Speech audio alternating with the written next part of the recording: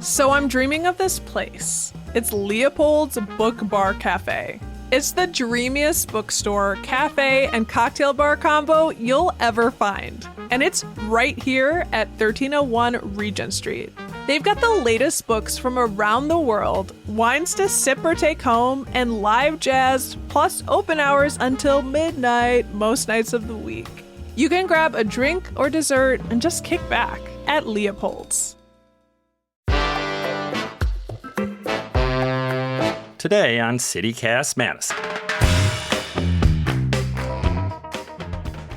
A federal government shutdown affecting millions of Americans is looming.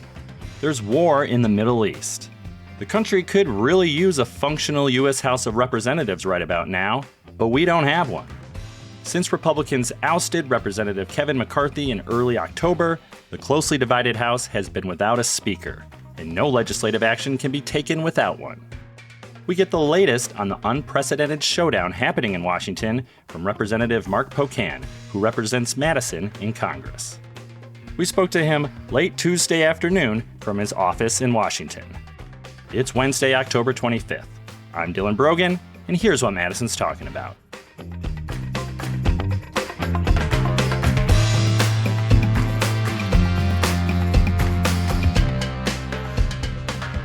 Congressman, thank you for joining me today. Yeah, glad to be here. So I hear you're in need of a speaker. Who would you like to see as the next speaker? Oh, my God. This is beyond chaotic, right? I mean, we know that this year the Republican caucus has operated in a way that, never that I've been in Congress anyway, we've operated, which is really letting the 20 or 40 most extreme members run the caucus. But in this case, people booted Kevin McCarthy, I would say for good reason, because I think he's been the worst speaker I can think of in my adult lifetime. But now they can't seem to pick a new speaker, and they won't come to the Democrats for votes. So because of it, I don't know who they're going to pick as speaker because they won't come to us.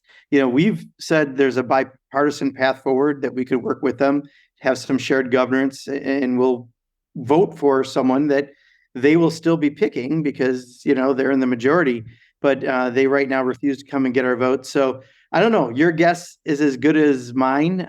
We've had one constituent offer up their dog, Sandwich, who I think would be a fine speaker, but probably as good of a chance as most Republican members of Congress at this point. Yeah, I saw you tweet that out. And I mean, it's true. You don't need to be elected to Congress to become the Speaker of the House. No. In fact, for a while, they put Donald Trump's name out. Just because he heard his name, he loved it.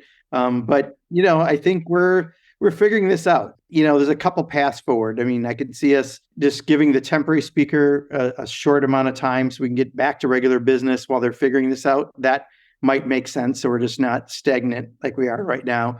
2, they could maybe figure this out, although I think that's probably the most remote chance at this point. 3, I could see a path where Kevin McCarthy comes back. And because, it was only 8 Republicans that didn't want him possibly there. And I think a long shot that I say would be the Vegas highest odds would be that someone who's not currently a speaker would be brought in. But I think would be hard to find consensus among the Republicans right now, given the real, chaos is like the least strong word I could use for what they're experiencing. Well, we got the current nominee that the GOP has put up is GOP whip Tom Emmer from Minnesota.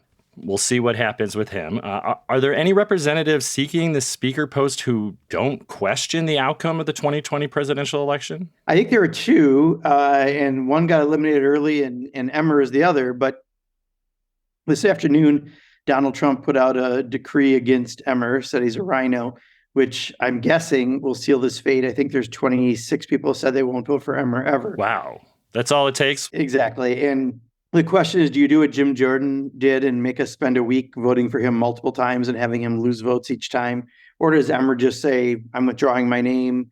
But I don't know if they have a plan B. And that's part of our dilemma is we really don't have a good plan B to put forward. So this is the longest the House has been without a speaker since James Doty was bribing people with buffalo robes to make Madison the state capital. What does it really mean in terms of the day-to-day work of Congress that there is no speaker of the House right now? Well, it means we can't do anything on the floor. We have a speaker pro tem that the only power they have is to convene the election.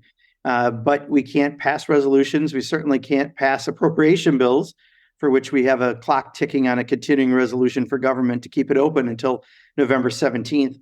That's impossible now to get done, given the inaction of the last several weeks.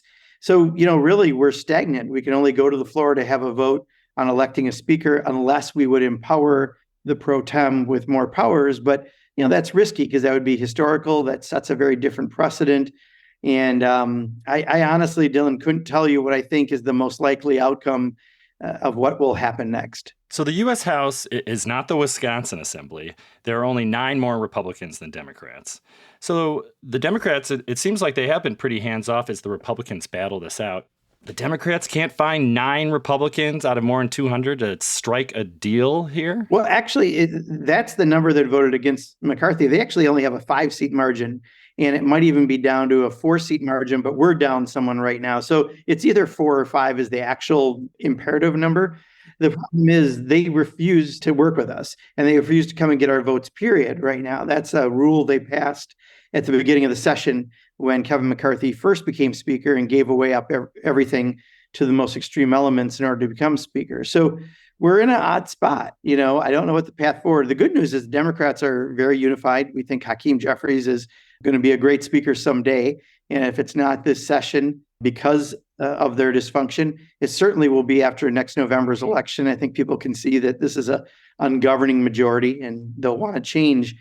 But, we've said we have votes to help get through this, to reopen government, to, make sure that we can pass the bills that we need to.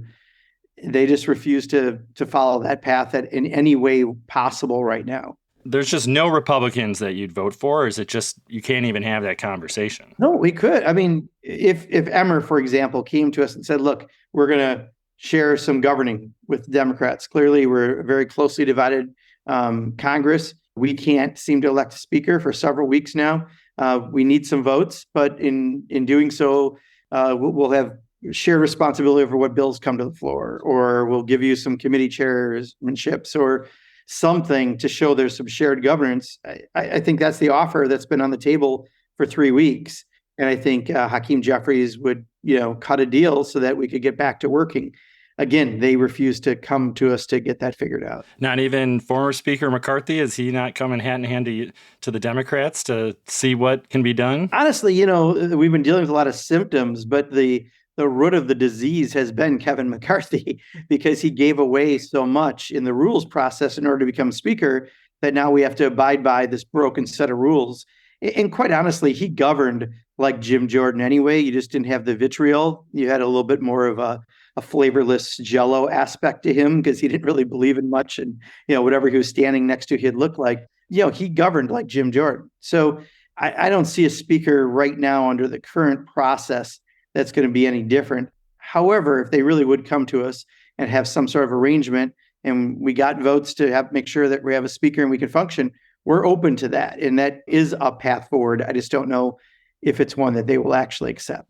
Well, to the American people, I think flavorless jello wouldn't taste so bad right now because there are real consequences if Congress is immobilized. Yeah, I was literally just texted that Emmer just dropped out of the speaker race. Oh, well, there we go. A little news for us. So cool. So that's the thing, right? And that's what we're going through right now is it's a constant, they don't know what they're doing. Like you would not think this is the highest level of government, a governmental body in the country that's performing a bit more like a 4th grade student council, but that's what we're doing, right? Like they're showing the ineptitude that exists. So I don't know what to say, Dylan, other than, I'm here. I don't have to wear a tie because I'm not going to the floor. And you know me from my time in Wisconsin, I hate wearing ties. So I guess that's the one benefit. I always try to find a silver lining, but the reality is, we have some important stuff to do given what's happening in the Middle East, given what's happening in Ukraine, knowing that we have a government shutdown on November 17th if we don't pass funding bills. There's just a lot at stake.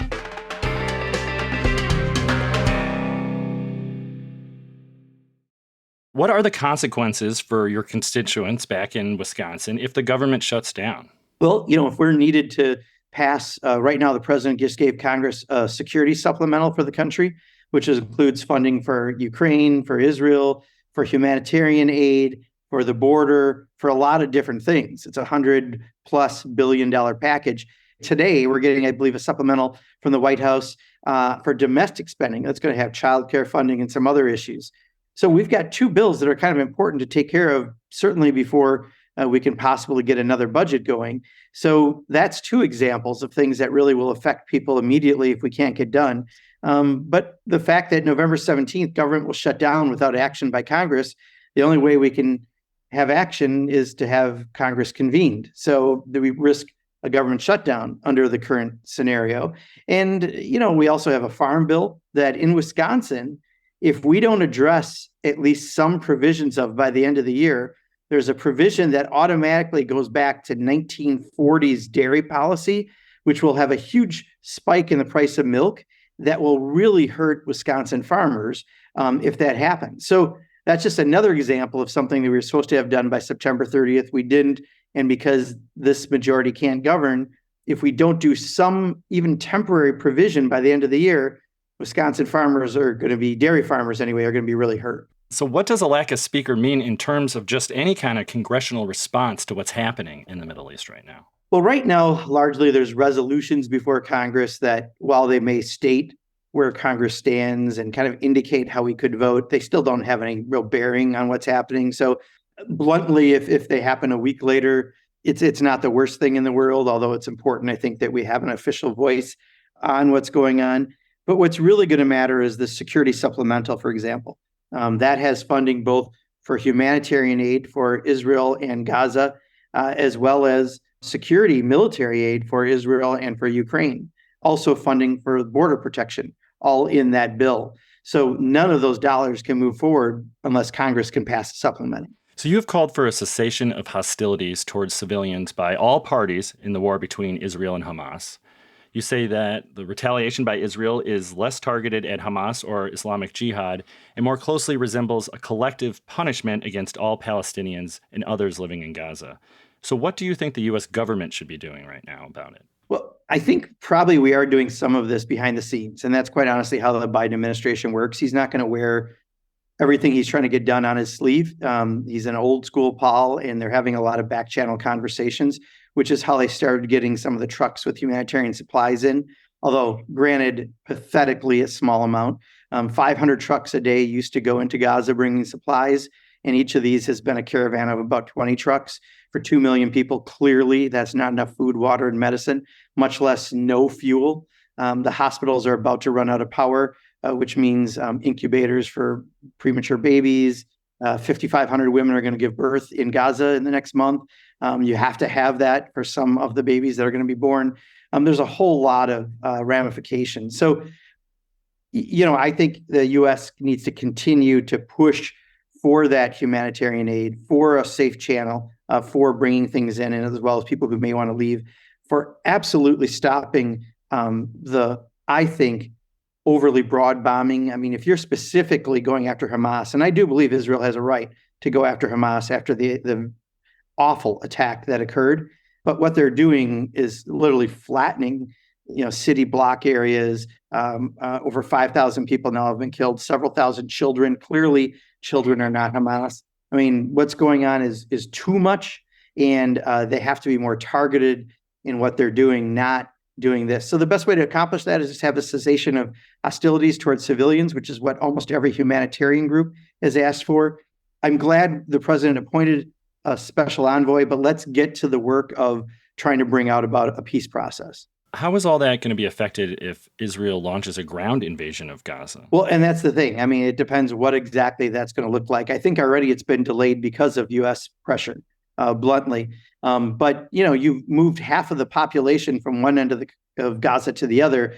That already is the definition of collective punishment, right? That is not going after the specifically Hamas population. I think they said around, and I could be wrong on my numbers, but about 1,000 Hamas fighters were involved with that horrific attack. And I did a little more research, and they're saying as many as 30,000 people could be part of Hamas, but there's 2.2 million people in Gaza. So clearly impacting those kind of numbers. The argument that it's Hamas's fault that civilians are put in harm's way just doesn't carry enough merit, because I really do believe the Israeli government is much better than that. The people of Israel certainly are. and they really need to respect more humanitarian aspects than they are with this fight against Hamas, not against the people, the Palestinians of Gaza. So before the attack by Hamas militants that led to this war, you received permission from Israel to go to Gaza as a member of Congress. Why did you want to go? Yeah, I've been trying to get in for 5 or 6 years. The last 2 times I've been to the region, I've been to the region 3 times. I tried to get in, was turned down both times. The last one was a little bit amusing. We met with many senior officials in Israel, and the defense minister told me I had to talk to the foreign minister. The foreign minister told me I had to talk to the defense minister. Then I went to the number one guy, the prime minister, who started the whole process again. And finally, when I returned home, I got a letter saying they don't allow members of Congress or parliament into Gaza, which is against U.S. law. I had a provision put in through the appropriations process several years ago that any country that receives money from the U.S. has to let us in. So I think it's that leverage, along with 5 years of, quite honestly, harassing the Israel government about letting me in. Finally, I got permission from Israel, and I talked to the State Department and essentially got permission there. And there was one final step of the actual entity that governs Gaza that had to give final permission, but I got it from the country, which is what has been lacking. The last member of Congress to be there was Keith Ellison 10 years ago. And, I think we need to have oversight. One, to know really what the conditions are on the ground of 2.2 million people and what I think is fair to call an open air prison. But 2, to also get the U.S. re-involved, because I think part of what's brought us to this really awful place in history has been some untenable conditions in Gaza, period. The way that Israel and Egypt has kept control of who can come in and out of Gaza. That's why we call it an open air prison. There isn't open access. So if you're confined to this relatively small area, some people have never left that area. They've been born in Gaza. Like I said, half the population are kids. More attention has needed to be there. I was told by an official from UNRWA, which is the UN agency that provides relief in Gaza and has for many years, that the conditions are just awful enough that you can live, but that's about it. That's not acceptable, right? So I, as someone who cares about human rights across the planet, have been trying to get in, and I finally got there, and then this happened. So I doubt I'm going to get let in any time soon, but I think it's important to keep the pressure on, because it is important what's happening, because don't forget, we provide an awful lot of funding to our ally, and it is our ally, Israel. Therefore, we have responsibilities. Yeah, absolutely. You started to talk about humanitarian aid for Gaza. How much should the U.S. spend on that humanitarian aid? It should be a significant amount of money. I mean, I would argue, and I think many people would argue, that the conditions in Gaza are as bad as maybe a handful of places on the planet, including places like Syria and Yemen. It truly needs to have the type of support that we often provide to countries who are going through, a war.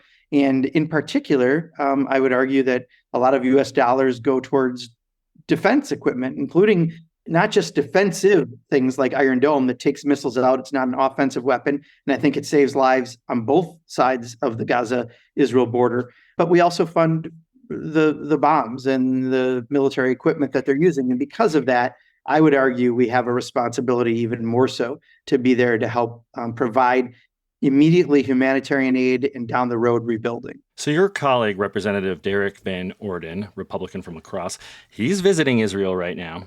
Did he ask you to go with him? And would you have gone if he did? I don't even know if he knows what he's doing, to be blunt, because he's pretty green around here. And he's been missing votes for speaker and things like that while he's there.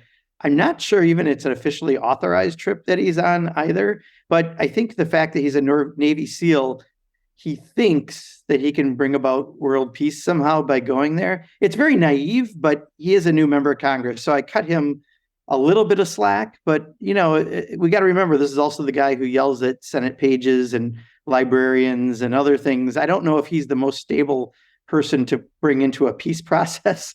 So, I just hope that he's not there doing something that, quite honestly, is counterproductive and could actually be a problem for moving forward with any kind of peace in the region. Congressman Mark Pocan, thank you so much for your time today. Well, absolutely. Thank you, Dylan. That was Democratic Congressman Mark Pocan from Wisconsin's 2nd District. He represents the greater Madison area in south central Wisconsin.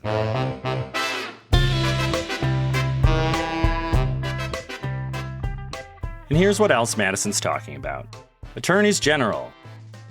Wisconsin AG Josh Kaul has joined a coalition of 42 other attorneys general to sue Meta, the company that owns Facebook and Instagram. The legal actions in state and federal courts allege Meta knowingly designed and deployed harmful features on Instagram and other social media platforms to purposely addict children and teens to the company's products. Kaul says adequate protection should be in place to protect kids, and parents must receive accurate information about potential dangers to their kids. And employees at Wisconsin Watch have announced they intend to unionize the nonprofit statewide news outlet. The union would include journalists at Wisconsin Watch, as well as business and administrative employees. 80% of eligible staff have signed union cards, and an organizing committee has asked leadership at Wisconsin Watch to voluntarily recognize the union. That's all for today here on CityCast Madison. I'm Dylan Brogan.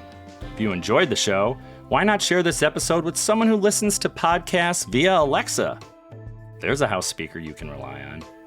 We'll be back tomorrow morning with more news from around the city. Until then,